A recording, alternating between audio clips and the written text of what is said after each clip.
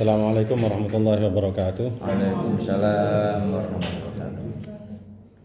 Bismillahirrahmanirrahim. Alhamdulillahirabbil alamin wassalatu wassalamu ala asyrafil anbiya'i wal mursalin wa ala alihi washabbihi ajma'in. Amma ba'du. Rabbi shrah li sadri wa yassir li amri wa hlul 'uqdatam min lisani yafqahu qawli. Amma ba'du. Yang kami hormati Bapak Ustadz Abdul Mu'in Latif selaku pengurus Panti Asuhan Harapan Remaja, Ketua Panti Bapak Nurdin beserta Ibu Azizah, rekan-rekan sekalian yang saya banggakan. Patut bersyukur kepada Allah, pagi ini kita bisa ketemu di ruangan yang dingin ini dalam rangka silaturahim dan sekaligus perkenalan, pengembangan wawasan dan sekaligus pemantapan tugas kita masing-masing. Sebelum mengarah ke sana, saya ingin tahu dari semuanya ini, kita datang ke panti ini untuk apa? Dari tabiin. Bekerja. Wes. Sama kurang lebih. Bekerja. Pak Ali. Ya, bekerja, tapi di sisi lain kita pengajian. Pengabdian. Pak. Kerja, Pak. Bekerja. Nah, Saya bekerja dan ibadah, Pak. bekerja dan ibadah. Si kecil ini siapa namanya? Diki. Diki. Dari mana, Dik? Dari Brebes, Pak. Dari Brebes. Mau apa kesini? Bekerja dan mencari pengalaman lebih, Pak. Kerja. Ibu? Dari Solo. Dari Solo? Solonya mana? Solo. Balapan. Solo. Kartosuro. Mau apa kira-kira mau kesini? Udah lama. Mau apa? Bekerja apa apa? Bekerja apa apa? Jadi di sini bekerja apa apa? Dari jual, dari. Apa yang beri apa ya? Susahnya. Cari duit. Bekerja. Ya. Ibu? Bekerja. Oke. Ya. Sekarang bekerja kita di sini nih tujuannya untuk apa? Kita kerja di sini. Oke, kita tujuan mungkin untuk mendapatkan gaji. Tapi ada tujuan panti di sini nih apa? Tahu nggak tujuannya? Apa tujuan panti di sini? Kita datang ke sini, masa kita nggak tahu tujuannya panti? Kalau kita nggak tahu tujuannya panti, ya kita nyasar-nyasar kerjaan kita akhirnya. Belangsak kemana-mana. Apa? Tabiin. Setelah dilihat-lihat ini apanya meluluskan anak tuh, Pak. Apa tuh? Agar anak tuh lulus sekolah. Gitu. Agar anak lulus sekolah. Mencetak generasi, Pak. Mencetak generasi. Pak Ali. Ya, tujuannya kita kerja ya untuk mensukseskan apa yang dilakukan panti. Mensukseskan apa yang di Silakan panti. jalan panti. Iya. Kita. Pak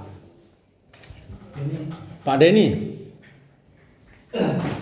Ya hanya ibaratnya ibadah dan membantu anak-anak supaya di zaman sekarang ini kan lebih kacau ya kan, anak-anak muda sekarang kan kita mengarahkan lebih baik aja. Mengarahkan lebih baik lagi. Nal. Ya, jawabannya apa ya? Jawabannya seperti itu, Pak. Seperti apa kok jawabannya seperti itu? Enggak ada jawaban seperti itu. Mensukseskan anak-anak. Hah? Itu aja, Pak. Apa? Untuk mensukseskan anak-anak. Mensukseskan anak-anak. Ya. Bermaju. Nih si kecil lupa lagi saya namanya Rizky. Diki. Ki. Apa Ki? Untuk apa ya, gimana ya, kok bertanya, saya yang nanya, kok nanya lagi. Apa ayo? mengajarkan kedisiplinan. Satu kata aja cukup. Ibu Siti. Ibu Siti ya namanya? Sang ibadah. Sang ibadah. Ya, karena di sini kan ada anak yatim. Iya, Ibu Nih, Gimana ya, untuk pengabdian pengabdian ya. untuk anak-anak. Ya. Biarin gimana ya, ngeliat anak-anak sukses sama gimana. Ya oke kalau gitu. Jadi gini, kita harus tahu tujuan panti utamanya adalah mengantarkan anak-anak yang bermasalah awalnya, tidak punya kesempatan untuk belajar, maka di tempat ini kita antarkan mereka untuk sukses belajar, menjadi orang hebat, menjadi orang pintar, menjadi orang mulia. Tugas kita itu semua. Satu cuma tugasnya. Nggak ada tugas lain. Hanya saja untuk mengantarkan agar anak ini sukses dibutuhkan sarana yang banyak. Pertama, butuh sarana administrasi untuk mendata. Oh, anak ini umurnya sekian, sekolahnya di sini, orang tuanya begini, asalnya ini. Itu administrasi. Umurnya sekian. Butuh juga kemudian, butuh kamar. Akhirnya dibangun kamarnya. Dibangun kamar-kamarnya, tapi kamar begitu saja nggak bisa, butuh pengasuh. Dihadirkanlah pengasuh. Setelah pengasuh, ternyata butuh tempat mandi. Dibuatlah kamar mandi. Supaya kamar mandinya bersih, dihadirkanlah tukang yang membersihkan dan sebagainya. Dihadirkan tukang. Dan anak-anak jika ternyata perlu dibina. Ngajinya, disiplinnya, dihadirkanlah orang-orang yang membina itu semua. Yang ngajar ngaji, kayak Pak Ali, ya Ustadz Ali kayak ngajar yang mimpin sholat dan sebagainya, dibutuhkan itu. Ternyata anak-anak juga perlu makan. Maka dihadirkanlah dapur. Dapur saja tidak bisa masak sendiri, nggak kayak Rinso. Rinso bisa nyuci sendiri. Dapur nggak bisa masak sendiri, dihadirkanlah tukang masak di situ. Terus aspek-aspek ini adalah aspek pendukung untuk suksesnya anak. Tidak ada lain. Tugas kita mengantarkan anak untuk sukses. Tapi untuk suksesnya anak butuh sarana, fasilitas yang lengkap untuk mendukung ke arah sana. Maka ada pengurus, ada pengasuh, ada administratif, ada kepala kantor, ada keuangan, macam-macam itu untuk mendukung suksesnya anak-anak. Tugas kita itu. Nah, untuk membina anak-anak ke depan dibutuhkan lingkungan yang ramah, lingkungan yang bersih, lingkungan yang santun, lingkungan yang betul-betul bijaksana. Butuh lingkungan itu. Apa yang disebut lingkungan? Lingkungan itu pertama adalah secara fisik, ya lingkungan ini, lingkungan panti, secara fisik. Ada gedungnya, ada halamannya, ada ruangannya, ada kamarnya. Mereka butuh lingkungan yang nyaman. Bagaimana untuk nyaman? Perlu kebersihan. Kamar dicek, bersih enggak. Lingkungan dicek, bersih enggak. Kamar mandi dicek, bersih enggak. Halaman dicek, bersih enggak. Musola dicek, bersih enggak. Siapa yang bertanggung jawab itu? Semua, kita semua bertanggung jawab itu. Ada leading sektornya satu orang. Leading sektornya satu orang. Yang kerjaan-kerjaan besar. Tapi kerjaan-kerjaan ini semua kita. Nggak boleh kita diam ketika ada anak yang tidak disiplin atau buang sampah sembarangan. Itu siapapun yang melihat, kita harus menegurnya. Nak, jangan begitu. Dibantu. Bantu mereka untuk bisa menyadarkan dirinya supaya tidak sembarangan. Yang kedua, butuh lingkungan. Di samping lingkungan fisik, dia butuh lingkungan psikologis. Siapa yang membangun psikologis? Kita. anak itu punya nurani, punya rasa, punya empati, punya macam-macam. Itu manusia. Maka disebutkan dalam Al-Quran itu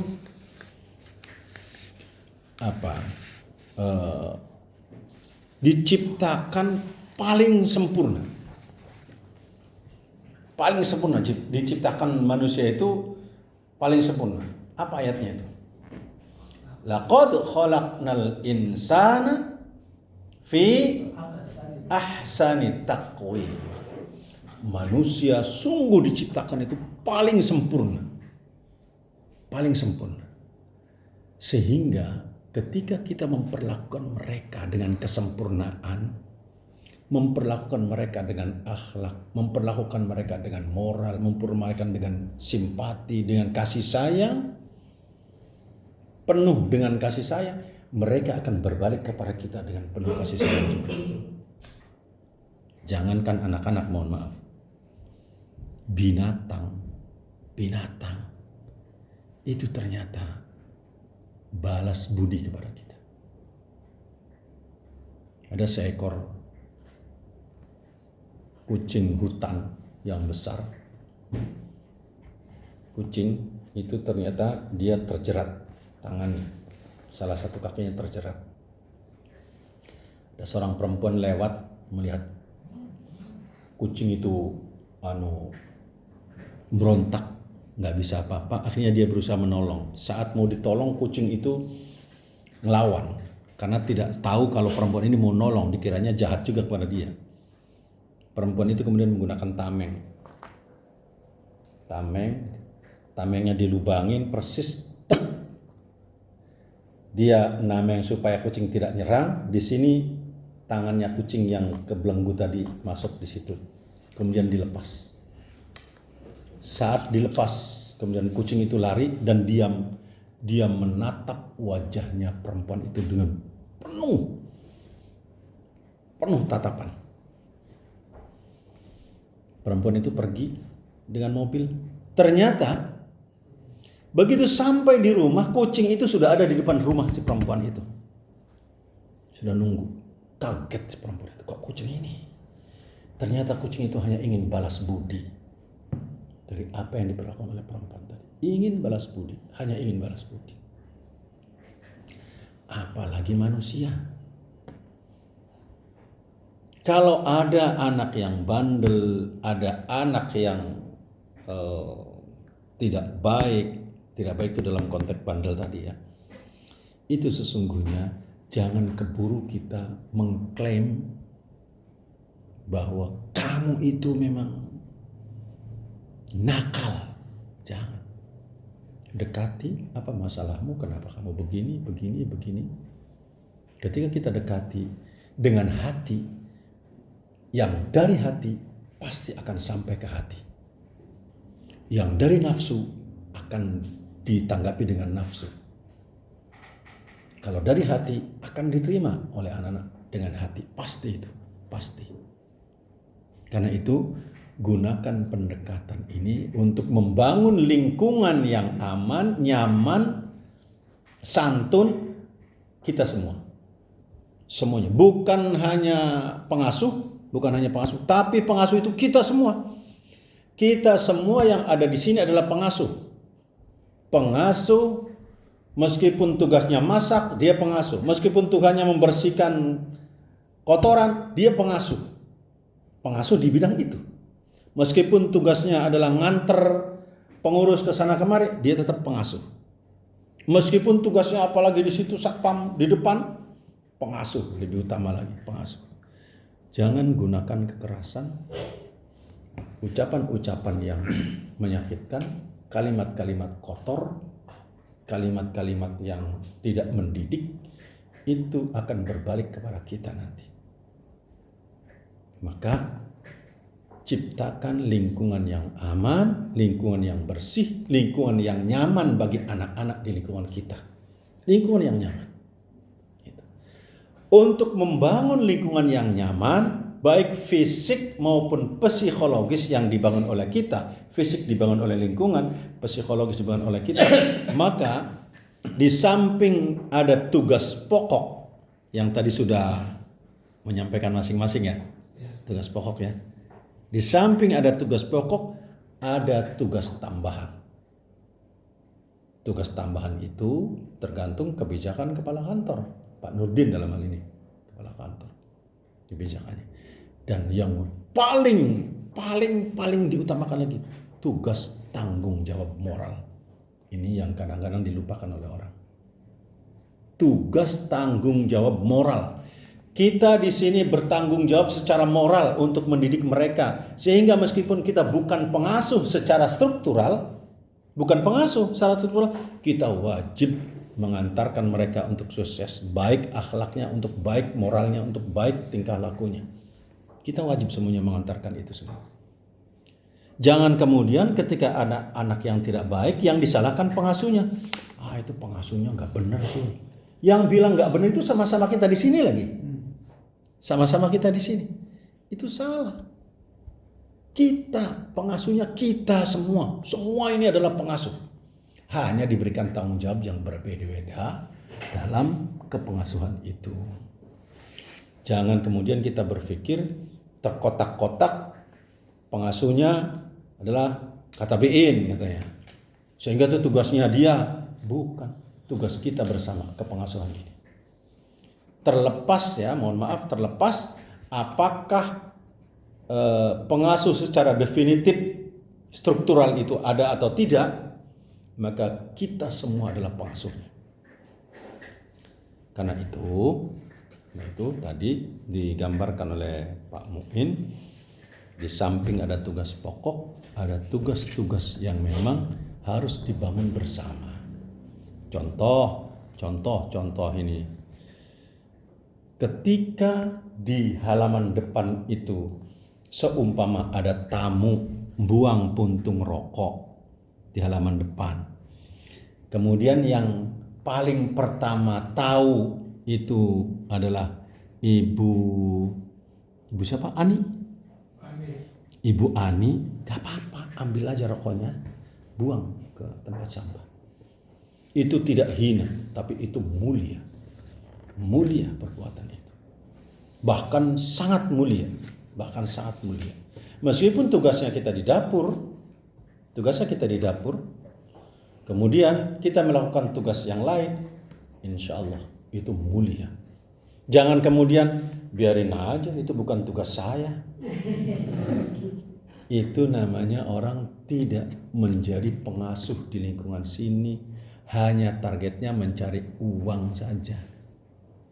Ingat, Allah akan memberikan rizki sesuai dengan ikhtiar kita. Ini pengalaman saya. Saya dijadwal di kantor itu 8 jam. Kerja di kantor 8 jam saya dulu itu. Jam 7 masuk, jam 3 keluar. Tapi saya selalu pulang setelah maghrib. Begitu selesai jam kantor, niatkan diri kita, saya niat mencari tambahan ridho Allah.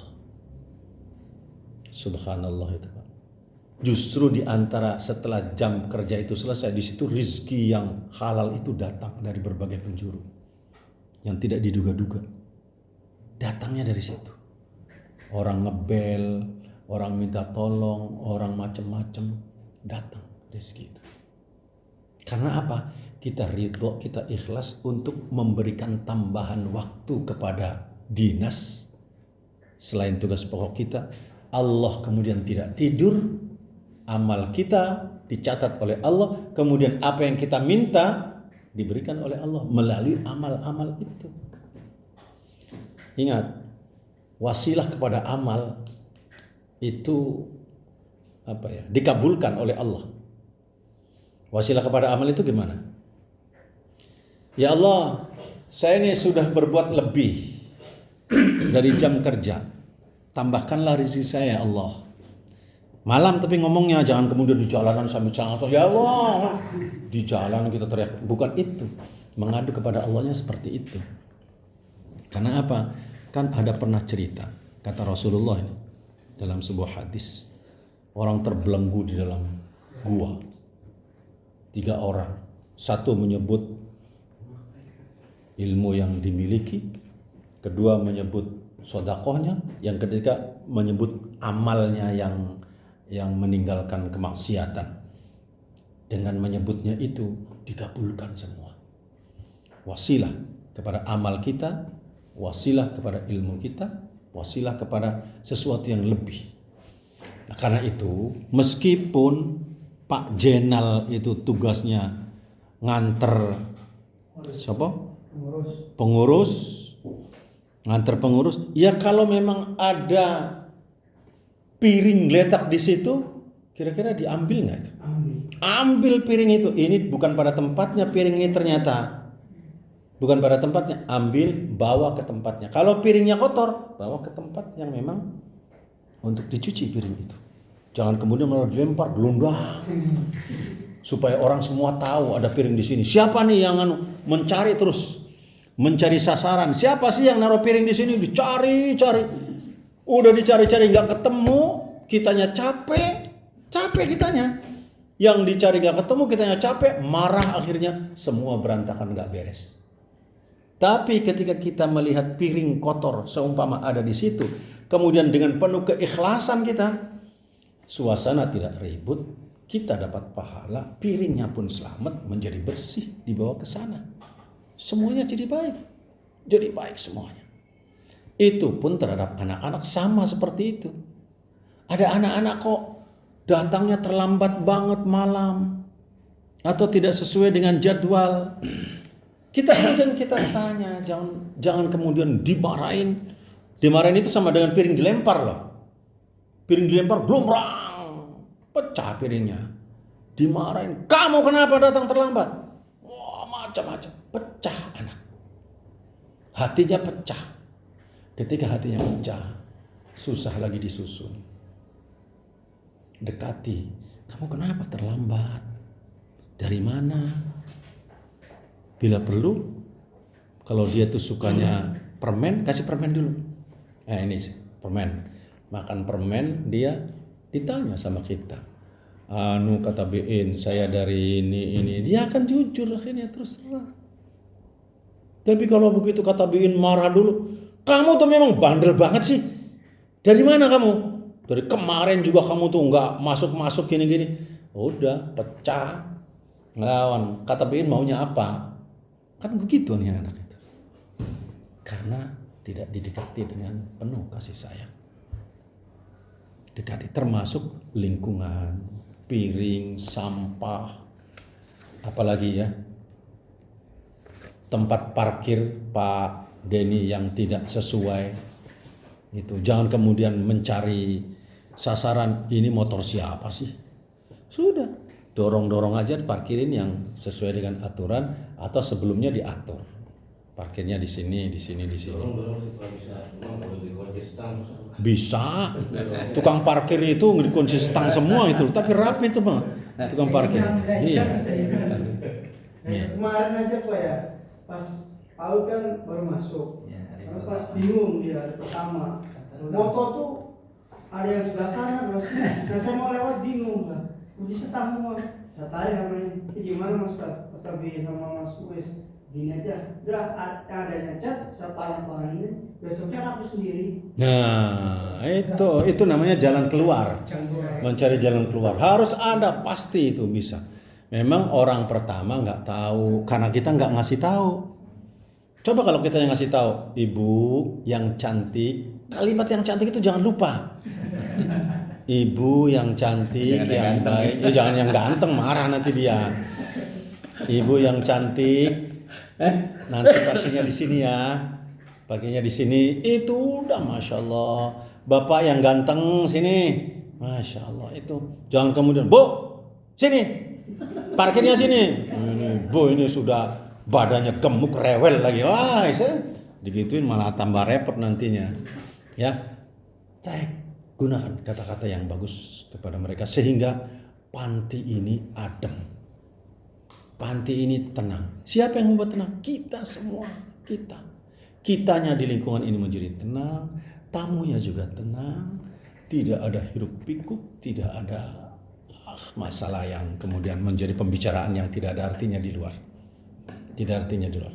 Justru yang kita harapkan orang keluar dari sini nih, keluar dari panti, kan keluar masuk, keluar dari panti, kemudian dia cerita, di panti aja sekolahnya, kenapa? Enak di sana, ramah-ramah orangnya, disediakan minum di situ di luar, parkirnya tenang, dijaga oleh satpamnya ramah banget, sampai satpamnya itu senyum terus, nggak ada orang juga senyum katanya itu. Ini yang harus dibangun seperti itu, ya. Jadi sekali lagi saya ingin menekankan, tugas utama kita adalah membentuk anak-anak itu sukses. Untuk suksesnya mereka dibutuhkan fasilitas, sarana dan sebagainya. Untuk memanfaatkan sarana agar sukses, anak-anak itu sukses, maka dibutuhkan kehadiran kita.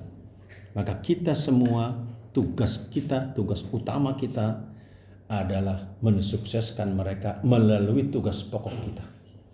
Tugas utama mensukseskan mereka melalui tugas pokok kita masing-masing. Ada tugas pokok, ada tugas tambahan, ada tugas tanggung jawab moral. Ini yang paling besar. Yang paling besar tugas tanggung jawab moral. Bukan tugas kita, tapi itu bukan pada tempatnya, maka lakukan tindakan untuk segera membereskan itu semua. Ada sendal anak-anak, seumpama nih, berantakan. Bagaimana supaya rapi? Rapihkan. Bila perlu di musola itu, kalau anak-anak itu masuk ke musola, buat sendal itu menghadap keluar. Bila perlu satu orang diarahkan. Kenapa menghadap keluar? Itu tandanya samapta, siap siaga untuk keluar. Kalau ngadapnya ke sana, dia akan bolak-balik dan tidak akan tertib anak. Tapi kalau sudah ngadap keluar semua, dia akan masuk langsung. Sendal itu dari sendal saja bisa diukur tentang ketertiban, kerapihan dan kedisiplinan kita. Dari sendal di musola, bukan dari tempat yang lain dulu. Dari sendal di musola yang ringan, yang kecil, begitu sendalnya rapi menghadap ke arah keluar semua. Jadi orang begitu keluar langsung masuk kakinya sap. Bukan lagi keluar ke sini, putar balik, udah putar balik, muter lagi baru keluarnya. Kan susah itu jadinya. Yang ada bentrok. Itu loh. Bentrok. Nah, karena itu sekali lagi dari hal yang sepele ini akan membangun yang besar. Karena itu sekali lagi mari kita perbaiki niat kita bahwa kita akan mengantarkan anak-anak ini menjadi anak-anak yang sukses di masa yang akan datang, berhasil menjadi orang-orang hebat, meskipun bukan anak-anak kita, tapi anak-anak bangsa, generasi kita, anak-anak saudara-saudara kita antarkan mereka. Dan untuk mengantarkan mereka, kita butuh tugas pokok kita untuk kita laksanakan secara sempurna, sehingga target bersama bisa kita raih, mereka sukses, gemilang, menjadi anak-anak yang betul-betul kita harapkan. Terima kasih, nanti kita dapat bicarakan bersama. Mudah-mudahan ini yang bisa menjadi yang dapat saya sampaikan. Wallahul muwaffiq ila aqwamit thoriq. Wassalamualaikum warahmatullahi wabarakatuh. Waalaikumsalam. Terima kasih Pak Kiai. Banyak yang